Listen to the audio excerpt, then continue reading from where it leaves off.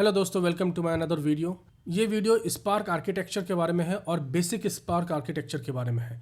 ये वीडियो उन लोगों के लिए काफ़ी इंपॉर्टेंट है वो जो जस्ट स्पार्क में जस्ट इंटर किए हैं या डाटा इंजीनियरिंग फील्ड में इंटर किए हैं, या जिन लोगों को क्लस्टरिंग का भी कॉन्सेप्ट समझना है एक एज ए बेसिक लेवल, तो वो लोग भी इसमें ज्वाइन कर सकते हैं। वीडियो के अंत में हम लोग इंटरव्यू क्वेश्चंस देखेंगे जो बेसिक स्पार्क आर्किटेक्चर से रिलेटेड रहेगी और जो इस टॉपिक से रिलेटेड रहेगी, जो टॉपिक को मैं इस वीडियो में डिस्कस करूंगा। अगर आप मेरे चैनल में नए हैं तो प्लीज़ चैनल को सब्सक्राइब करें, मुझे मदद करें, और मेरी वीडियो पसंद आए तो वीडियो को लाइक और शेयर जरूर करें। तो चलिए शुरू करते हैं। तो मैंने यहाँ पे कुछ टॉपिक्स लिख रखे हैं जिसे हम लोग अभी डिस्कस करेंगे, आज डिस्कस करने वाले हैं। जैसे स्पार्क कंपोनेंट्स, जैसे मैंने अपने पुराने वीडियो में भी बताया है कि जब भी आप आर्किटेक्चर किसी भी चीज़ का समझाएं तो आर्किटेक्चर समझाने के पहले उस चीज़ का, उस सिस्टम के कंपोनेंट्स के नाम जो है या कंपोनेंट्स के बारे में बताएं, उस कंपोनेंट्स का मीनिंग बताएं और वो कंपोनेंट कैसे एक दूसरे के साथ काम करती है इसका आप डिस्कशन करें या इसके बारे में आप बताएं।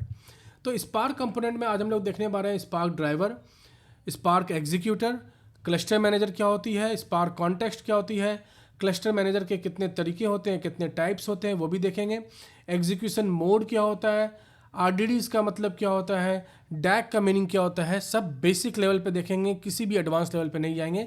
लेकिन ये सब चीज़ देखने के पहले हम लोग समझते हैं नोड क्या होती है, क्लस्टर क्या होती है। हम लोग जो बात करते हैं कि 10 नोड्स क्लस्टर है, 20 नोड्स क्लस्टर है, मास्टर स्लेव आर्किटेक्चर, तो ये एक्चुअली में होती क्या है, सिंपल लैंग्वेज में इसका मीनिंग क्या है, पहले उसको समझेंगे फिर इस चीज़ में आते हैं।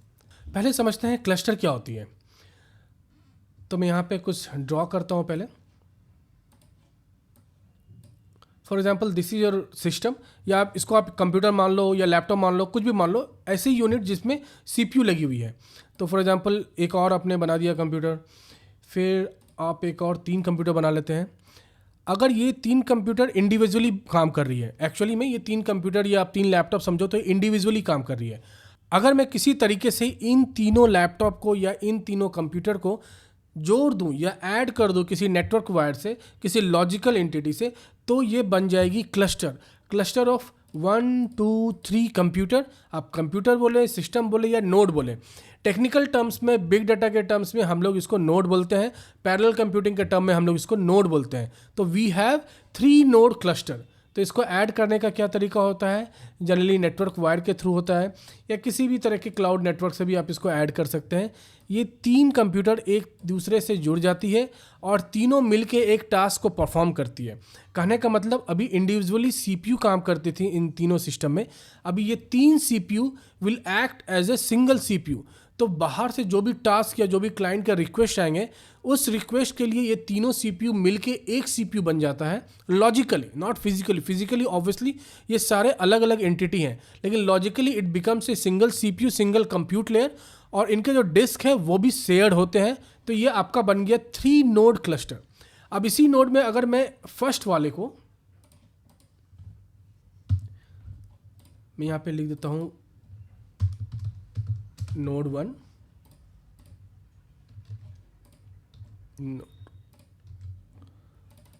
नोड 2, और इसको मैं लिख देता हूँ नोड 3।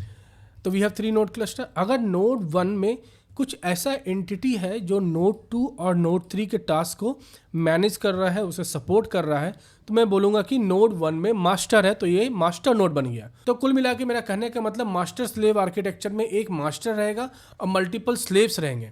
बहुत बार मास्टर उसी क्लस्टर का पार्ट होता है और बहुत बार मास्टर उस क्लस्टर का पार्ट नहीं होता है। तो अभी बेसिक लेवल पे आप समझने के लिए समझें कि एक मास्टर होता है जो सारे टास्क को हैंडल करता है।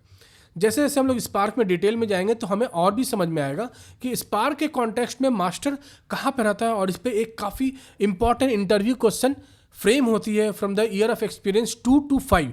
अब समझते हैं एक कॉन्सेप्ट को जिसे बोलते हैं पैरेलल प्रोसेसिंग। पैरेलल प्रोसेसिंग पहले ऐसे समझते हैं। फॉर एग्जाम्पल एक क्लास है, एक स्कूल में एक क्लास है, मैथ्स की क्लास है, वहाँ पे टीचर ने एग्ज़ाम लिया और जो आंसर सीट्स हैं अराउंड 1000 स्टूडेंट है उस क्लास में। तो एक टीचर 1000 आंसर सीट्स को चेक करेगा। अब 1000 आंसर सीट्स को चेक करने में उसे कुछ दिन लगेंगे, या एक ये दिन या 2 दिन या नंबर ऑफ आवर्स लगेंगे। अगर इसके परफॉर्मेंस को या अगर इस टाइम ड्यूरेशन को कम करना है तो या तो हम लोग ऐसे टीचर को ले आओगे जो टीचर एक्सपर्ट है आंसर चेक करने के लिए, लेकिन इस एक्सपर्ट का भी एक लिमिट होगा। उस लिमिट के बाद हम लोग टाइम फ्रेम को या टाइम को कम नहीं कर सकते हैं, सिस्टम को ज़्यादा ऑप्टिमाइज नहीं कर सकते। तो वहाँ पे एक सॉल्यूशन आती है कि एक एवरेज टीचर को रखूँ, लेकिन एक नहीं 10 एवरेज टीचर को रखूँ। अब 10 एवरेज टीचर में आंसर सीट को डिस्ट्रीब्यूट कर दूँ। तो 1000 answer sheet will be divided into 100 answer sheets. तो 100 आंसर सीट्स के मैं बंडल बनाऊं और every teacher, so we have 10 teachers, तो every teacher will get 1 bundle. तो अब आंसर सीट्स चेक करने के लिए एक टीचर नहीं है रेस्पॉन्सिबल, 10 टीचर है और यहाँ पे टास्क फास्ट होगा।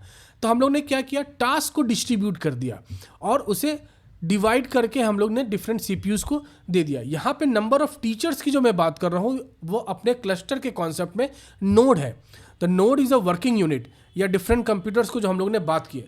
आपसे हम लोग कंप्यूटर और लैपटॉप के वर्ड नहीं यूज़ करेंगे, हम लोग नोड यूज़ करेंगे।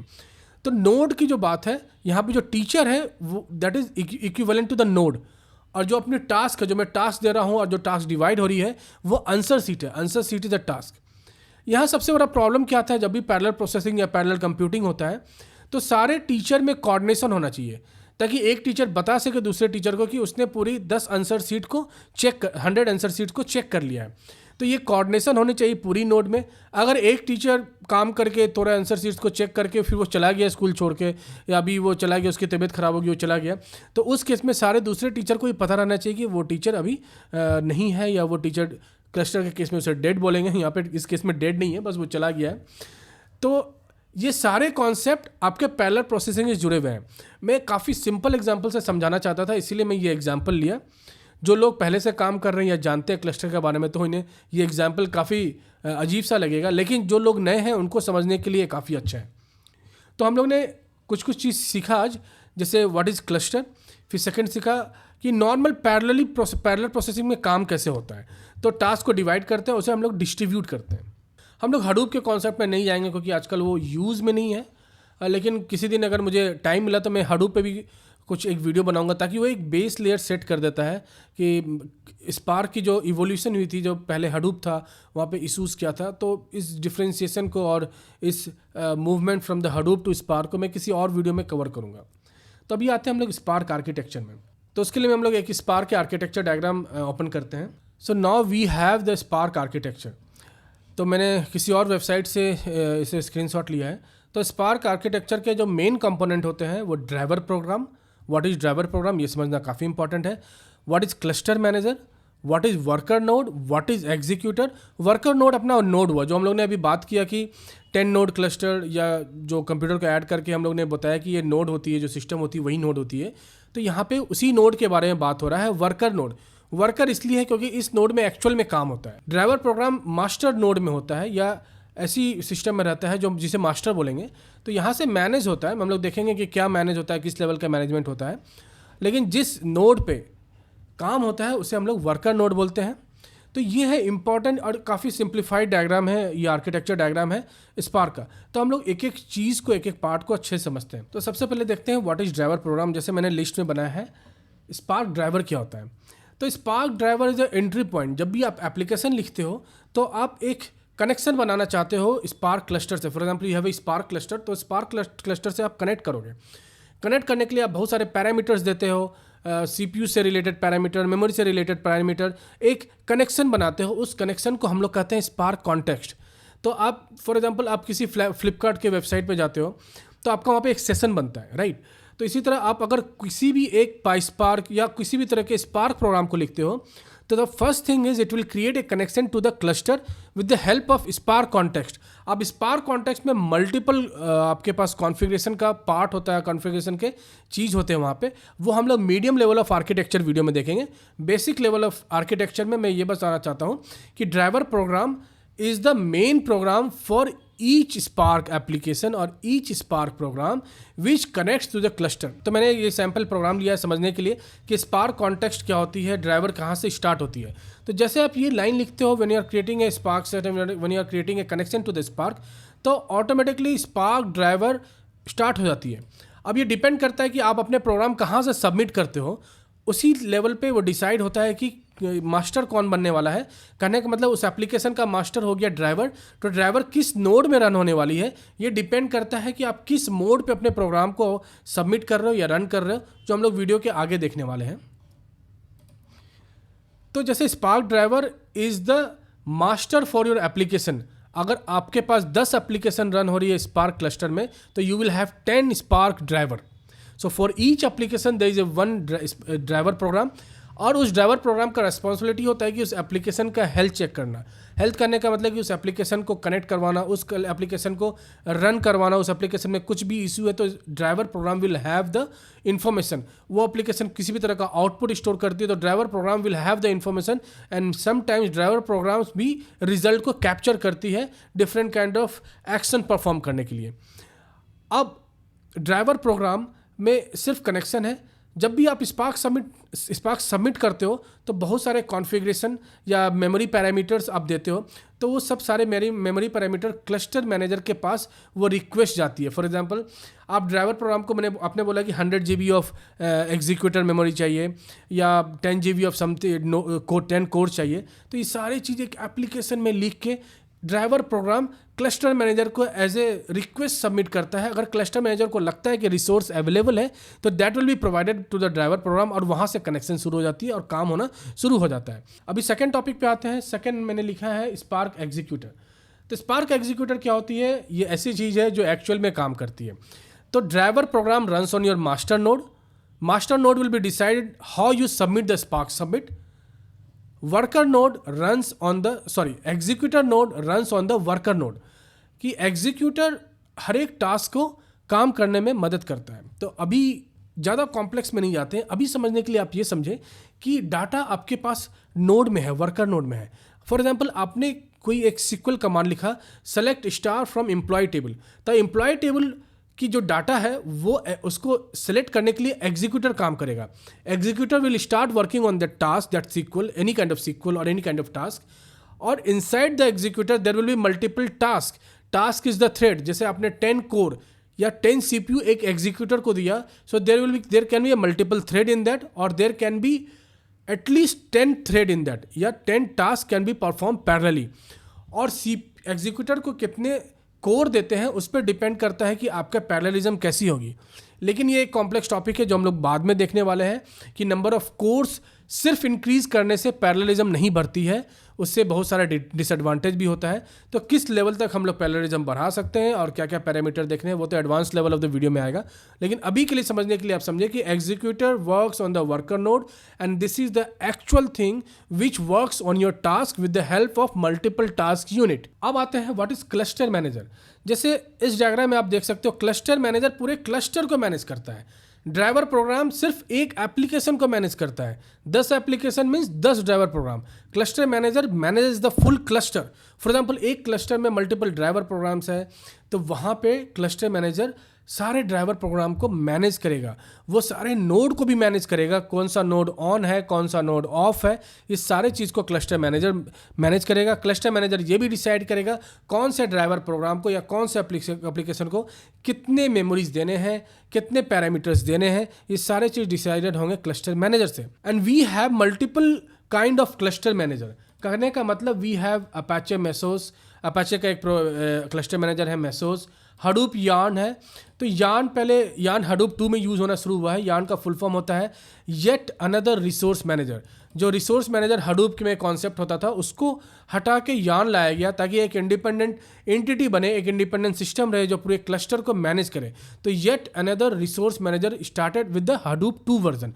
तो वो अभी सिर्फ स्पार्क में नहीं और भी बहुत सारे क्लस्टर कॉन्सेप्ट वाले प्रोग्रामिंग या पैरेलल प्रोग्रामिंग में या पैरेलल सर्वर में यूज़ होता है यार्न। और मैक्सिमम केस में आप यार्न ही देखोगे। मैंने अपने जितने भी प्रोग्राम किए हैं या जितने भी एप्लीकेशंस देखे हैं स्पार्क में, सारे में मैंने यार्न देखा है मैक्सिमम।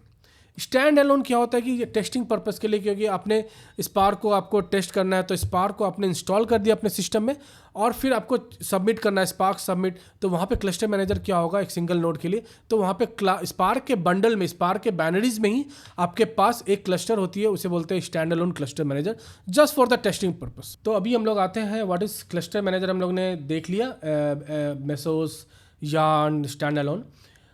अब आते हैं एग्जीक्यूशन मोड के पहले समझते हैं what is RDD and what is DAG।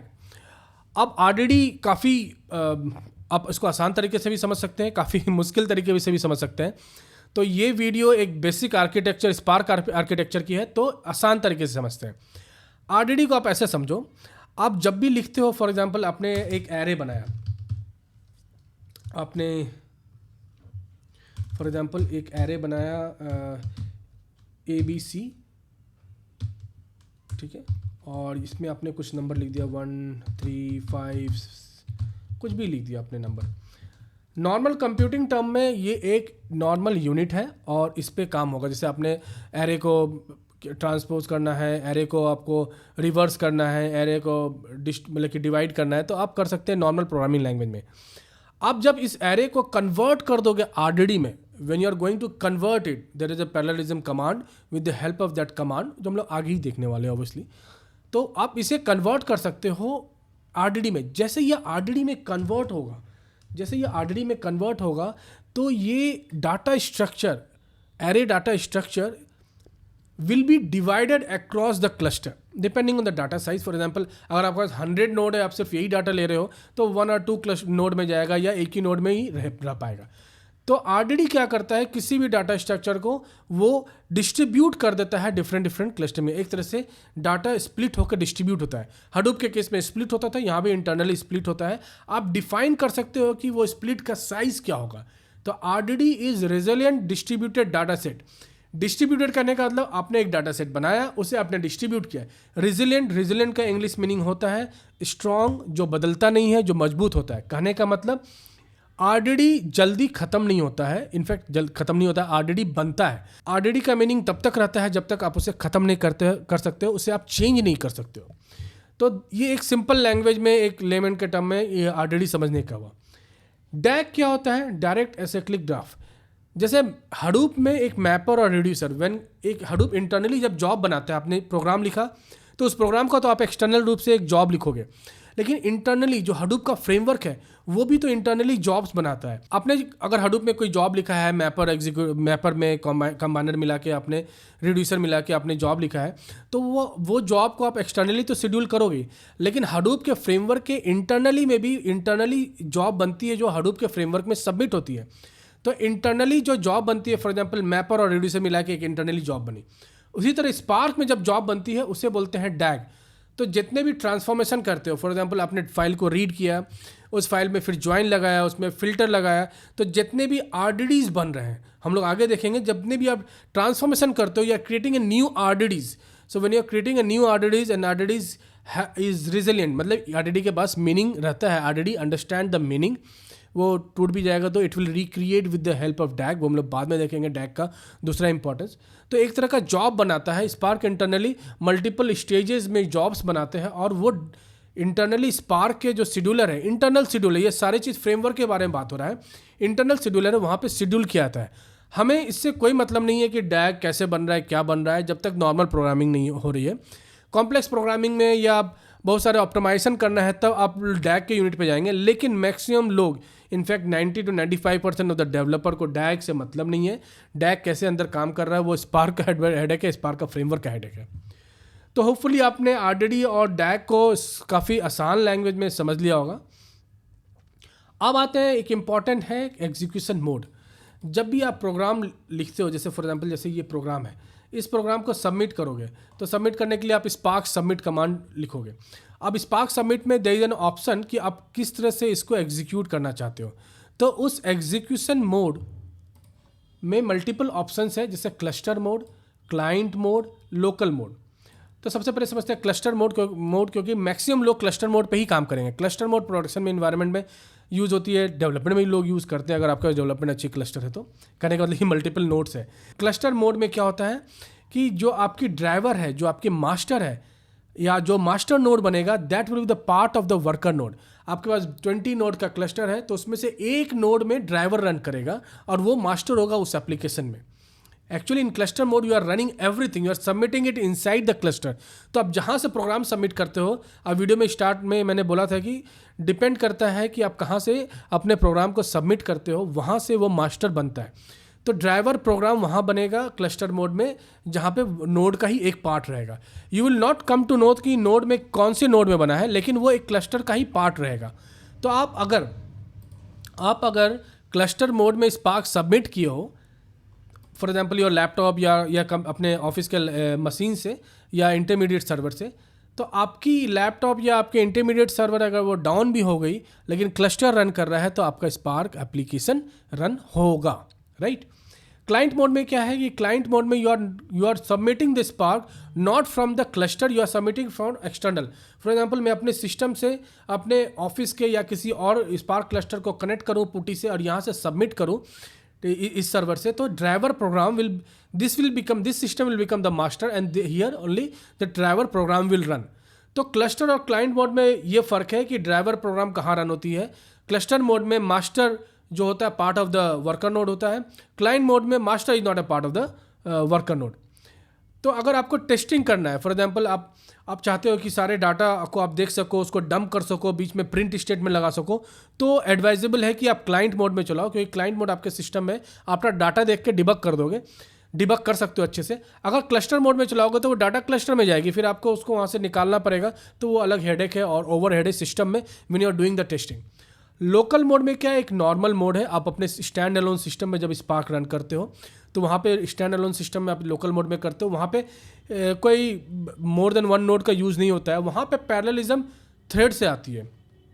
जैसे मैंने भी एक प्रोग्राम में देखा था, जैसे इसने क्या लिखा है, local, so your master is the local and one means one thread, you can increase it.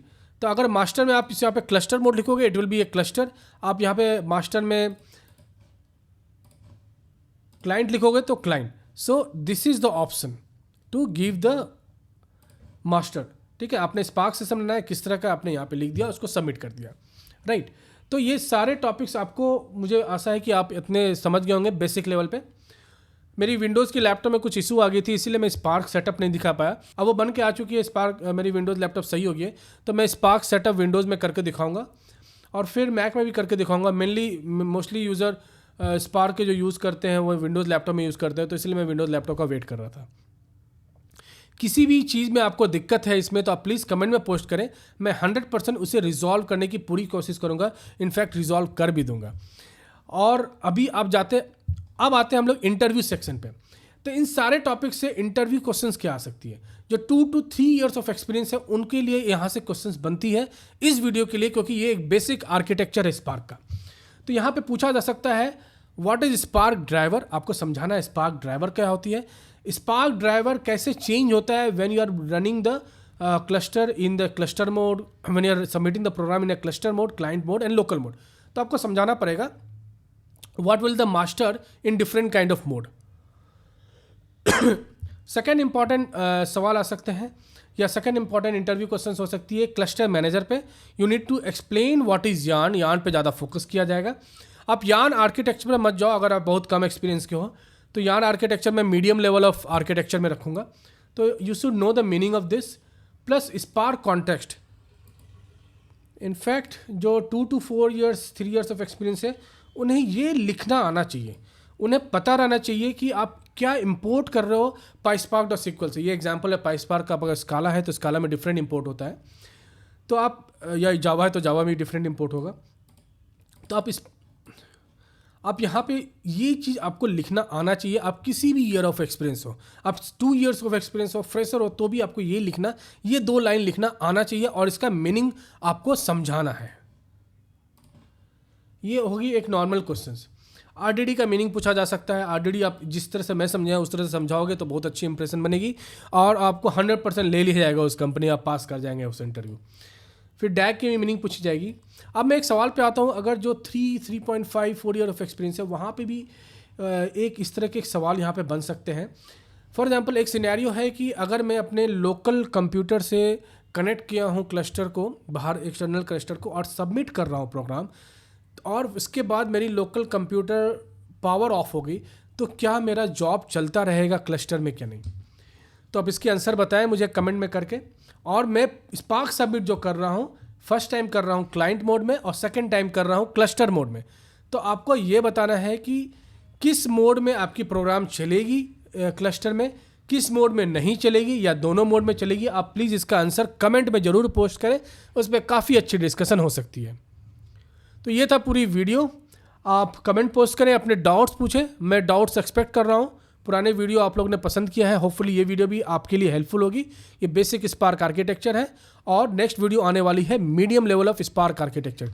तब तक के लिए happy learning, take care and good bye.